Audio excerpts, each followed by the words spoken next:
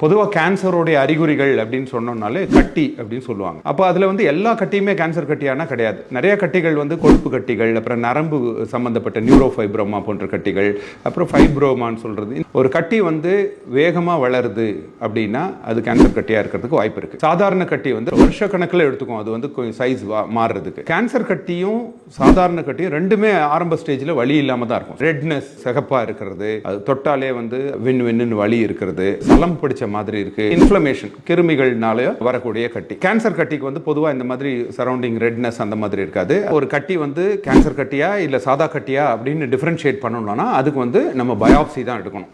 நிறைய பேர் என்ன நினைப்பாங்க, பயாப்சி அப்படின்னா கத்தி வச்சு எடுப்பாங்க, அப்போ அது வந்து கத்தி வச்சு கட் பண்ணாலே அது ஸ்ப்ரெட் ஆகிடும் பிளட்ல அப்படின்னு பயப்படுவாங்க. அந்த மாதிரி பயப்பட வேண்டாம். ஒரு கட்டி வந்து சாதாரண கட்டியா அல்லது கேன்சர் கட்டியான்னு தெரிஞ்சுக்கிறதுக்கு நம்ம நீடில் மூலமாகவே FNA டெஸ்ட் மூலமாகவே கண்டுபிடிக்க முடியும்.